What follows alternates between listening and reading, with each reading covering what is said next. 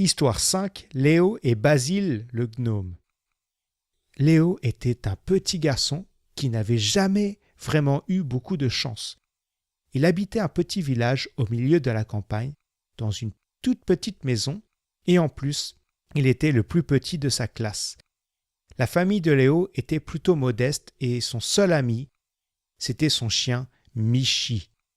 Souvent Léo et Michi partaient se balader dans les bois pendant une après-midi entière.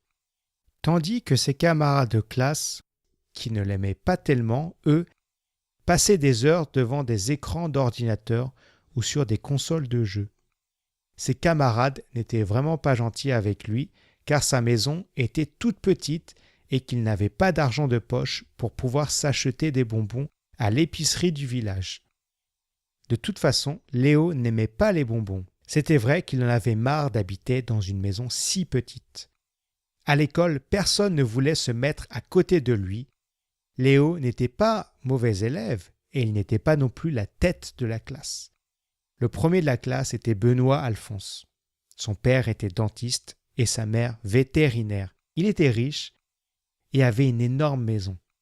Benoît était certainement le plus méchant de ses camarades de classe. Le matin, il sortait de la voiture décapotable de son père et la première chose qu'il faisait, c'était de défaire le cartable de Léo et toutes ses affaires tombaient par terre. Un jour, Léo décida cette fois-ci de partir seul dans la forêt. Léo avait une idée en tête, un grand projet. Il voulait construire une cabane immense, tellement grande que toute sa classe pourrait y entrer sans être serrée. Il avait même dessiné un plan entier de sa future maison qu'il appellerait la Villa Léo. Il commença par rassembler toutes les branches dont il aurait besoin, fit plusieurs tas et ramassa beaucoup de feuilles pour le toit. Il lui fallait laisser quelques espaces libres pour les fenêtres et surtout fabriquer une porte colossale pour donner l'impression dès l'entrée que la maison était très grande. Une fois le travail terminé, Léo annonça à ses amis qu'il avait une nouvelle maison. Ils ne le crurent pas sur le moment, mais Léo réussit à les convaincre. Il viendrait visiter sa maison demain après-midi. Le lendemain, quelle ne fut pas sa surprise et sa déception lorsqu'une fois arrivé devant sa cabane, il a vu qu'elle s'était complètement écroulée. Le toit s'était totalement affaissé sur le reste de la cabane. Au même moment, ses camarades arrivèrent. Ils ne manquèrent pas de se moquer de lui. Triste, Léo rentra chez lui. Son chien Michi, qui le connaissait par cœur, se rapprocha de lui pour lui faire des câlins. Mais cela ne suffisait pas pour réconforter Léo.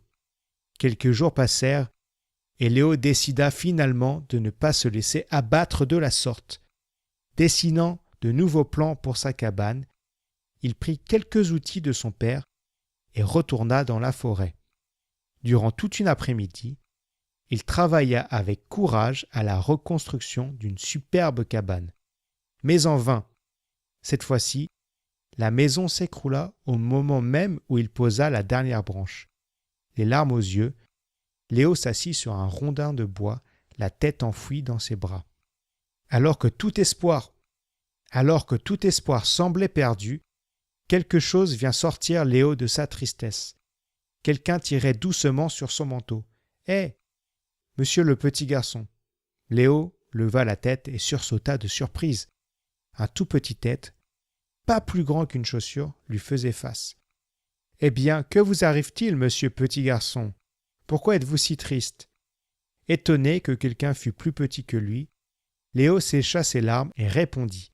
« Je suis petit, je n'ai pas d'argent de poche, ma maison est toute petite et en plus, je n'ai pas d'amis. Je voulais me construire une superbe cabane, mais je n'y arrive pas. »« Je vois, dit le petit être. Et comment vous vous appelez ? » ?»« Je m'appelle Léo. Et vous ? Qui êtes-vous ? Et pourquoi êtes-vous si petit ? » ?»« Moi, je suis Basile, le gnome, dit le petit être tout joyeux. Les gnomes sont toujours petits. C'est quoi un gnome ? Répondit Léo. Un gnome est un être magique de la forêt. C'est nous qui construisons toute la forêt. Waouh ! C'est incroyable ! s'exclama Léo. Alors tu peux m'aider à construire ma cabane? Ah oui, pourquoi pas? Justement, je venais de finir mon travail. Allons-y. Léo n'en croyait pas ses yeux. Il venait de rencontrer un être magique et en plus, il avait maintenant un nouvel ami. Léo et Basile le gnome se mirent directement au travail. Basile connaissait plein de choses sur les arbres, bien mélangées. Les différents arbres avaient des pouvoirs magiques. Du chêne par ici, du bouleau par là, un peu de cèdre, quelques branches de noisetier, de la lavande pour parfumer, une gousse d'ail pour les mauvais esprits et quelques feuilles de tilleul qui, selon les dires de Basile, apportaient la joie et faisaient fuir les choses tristes. Une fois que la construction était terminée, Basile appela quelques-uns de ses amis. « Mes amis vont maintenant enchanter ta maison, dit Basile. » Une fée, un gnome des rivières, une petite salamandre jaune et noire vinrent à la rencontre de Léo. Ils étaient tout petits comme Basile et très gentils. La fée dispersa un peu de poudre d'or. Le gnome des rivières a fait pleuvoir quelques gouttes magiques et la salamandre cracha quelques étincelles de feu enchanté. « Et voilà » s'écria Basile le gnome, « le tour est joué.